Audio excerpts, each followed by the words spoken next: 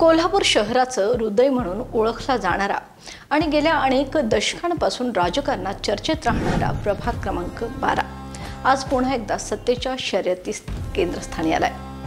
मिरजकर तिकटीपासून दसरा चौक, लक्ष्मीपुरी, अकबर मोहल्ला, बारा इमाम, महाराणा प्रताप चौक, Uma talkies, town hall या सर्व भागांवर पसरलेला हा प्रभाग केवळ भौगोलिकदृष्ट्या नाही तर सामाजिक व राजकीय दृष्टीनेही अत्यंत संवेदनशील आणि प्रभावशाली मानला जातो।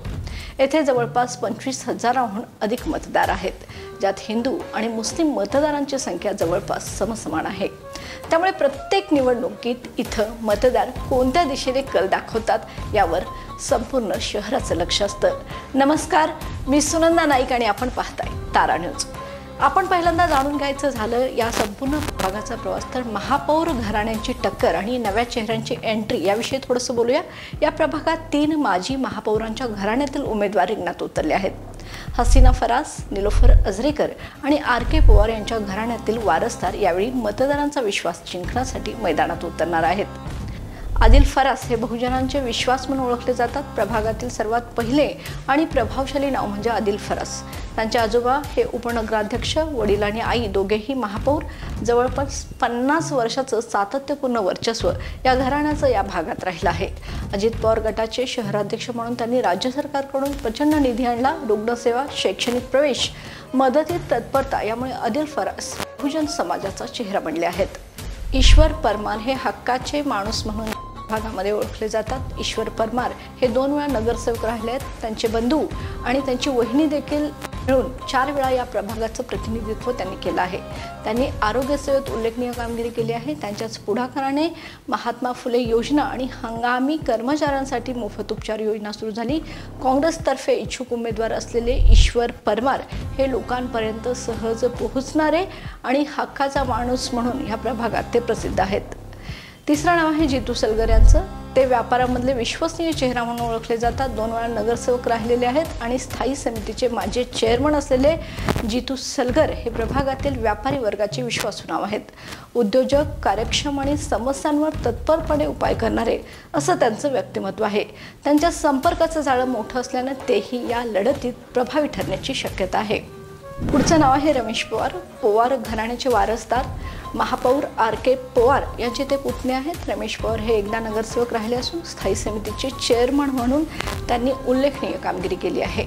या घराण्याचं 40 वर्षाचं वर्चस्व, भरपूर निधी आणून केलेल्या विकास कामांमुळे आजही त्यांचा प्रभागावर मजबूत पाया आहे। रहीम बागवान घराणं आणि अजिम बागवान।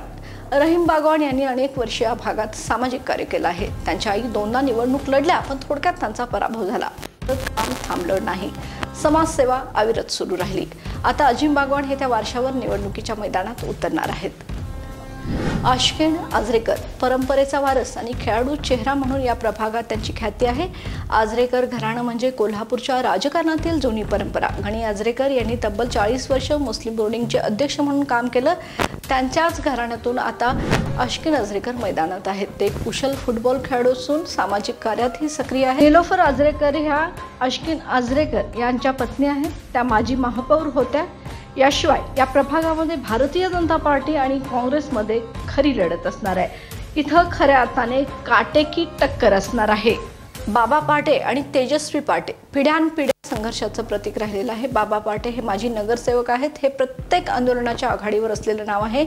त्यांची कन्या तेजस्वी पाटे भाजप उपाध्यक्ष व विविध महिला संघटनांमधून त्या कार्यरत आहेत। तेजस्वी आणि स्वप्नील पाटे दोघेही आता प्रभागात आपली ताकद आजमावत आहेत। रियाज सुभेदार हे सेवाभावी आणि कार्यक्षम नेतृत्व म्हणून त्या प्रभागामध्ये प्रसिद्ध आहे। रियाज सुभेदार यांच्या पत्नी नगरसेविका आणि सभापती राहिल्या आहेत। त्यांच्या कार्यकाळात 4 कोटींची विकास कामं झालेली आहेत। डांबरी रस्ते, पाण्याच्या सोयी आणि कोरोना व महापुराच्या काळात दिलेलं निस्वार्थी सेवा लक्षवेधी ठरली आहे। काँग्रेसकडून ते इच्छुक असून समाज सर्व घटकांमध्ये त्यांचा चांगला प्रभाव आहे। RD पाटील पुढचं नाव आहे। शांतपणे काम करणारे भाजप नेते म्हणून त्यांची ओळख आहे। 5 वेळा भाजपकडून निवडून आलेले RD पाटील हे स्थायी समितीचे माजी चेअरमन असून पक्षाचे प्रतिनिधी राहिले आहेत। पाणी प्रश्न सोडवणे, शिस्तबद्ध कामकाज आणि विनम्र स्वभाव यामुळे ते आजही मतदारांच्या संपर्कात आहेत। पुढचं नाव आहे अतुल चव्हाण। योजनांमध्ये लोकांसाठी काम करणारा चेहरा म्हणून भाजप जिल्हा सचिव अतुल चव्हाण यांची ओळख आहे। यांनी नगरसेवक नसतानाही 60 लाखांची कामे पूर्ण केली आहेत. 3500 आयुष्मान कार्ड, 2700 लाभार्थ्यांना लाडकी बहीण योजना पुरवणे, 63 कुटुंबांना संजय गांधी निराधार योजना, दर शुक्रवारी फिरता दवाखाना. त्यांच्या सेवेमुळे त्यांना प्रभागात श्रावण बाळ देखील म्हणून संबोधलं जातं. पुढचं नाव आहे प्रवीण सोनवणे. वारसा आणि कार्य यांचा संगम म्हणून त्यांच्याकडे पाहिलं जातं. माजी उपमहापौर हरिदास सोनवणे यांचे पुत्र प्रवीण सोनवणे हेही या प्रभागातून इच्छुक उमेदवार म्हणून आहेत. स्थानिक विकास कामात सक्रिय सहभाग, नागरिकांशी थेट संपर्क आणि व्यवहार्य दृष्टिकोनामुळे ते या प्रभागात ओळखले जातात. पुढचं नाव आहे सुशांत पवार. सर्वसामान्य कार्यकर्त्यांचा प्रतिनिधी, बालगोपाल तालमीशी जोडलेलं नाव. सुशांत पवार हे 10 वर्षापासून सातत्यानं सामाजिक क्षेत्रात सक्रिय आहेत. सामान्य माणसासाठी लढणारा चेहरा म्हणून देखील त्यांची ओळख आहे. युनुस नदाफ राष्ट्रवादीचा सामाजिक चेहरा आहेत. शरद पवार गटाचे शहराध्यक्ष असलेले युनुस नदाफ हे राजे फाउंडेशन मार्फत अनेक सामाजिक कामात पुढे आहेत. ड्रेनेज, पिण्याचं पाणी, ओपन स्पेस, कचरा प्रश्न अशा स्थानिक मुद्द्यांवर त्यांनी सातत्याने पाठपुरावा केलाय. इतर इच्छुक आणि तरुण उमेदवार पाहूयात तर रवी पाटील, प्रशांत पवार, निरंजन पवार, उदय पवार, आकाश शेलार, अवधूत भाटे, विक्रम भोसले, अजित पवार या तरुण आणि नव्या चेहऱ्यांनीही या लढतीला आता वेगळं वळण मिळणार आहे. ही नवी पिढी उत्साह, शिक्षण आणि सामाजिक जाण घेऊन रणांगणात उतरत आहे. प्रभाग क्रमांक 12 म्हणजे खरी राजकीय परीक्षा असणार आहे. या प्रभागात काँग्रेस, राष्ट्रवादी, भाजप आणि शिवसेना चारही पक्ष आपली ताकद आजमावतील. एकाच पक्षात अनेक इच्छुक असल्याने तिकीट वाटपातही चुरस दिसणार आहे. हिंदू मुस्लिम मतदारांचा समसमान प्रभाव दिसणार आहे. जुने दिग्गज चुरस या सगळ्यामुळे प्रभाग क्रमांक 12 कोल्हापूर महानगरपालिकेच्या राजकारणात सध्या सर्वात चर्चेला जाणारा प्रभाग म्हणून ओळखला जाणार. आजचा एपिसोड तुम्हाला कसा वाटला नक्की कळवा आणि या आणि अशाच ताज्या अपडेट्ससाठी पाहत राहा तारा न्यूज. तोपर्यंत धन्यवाद.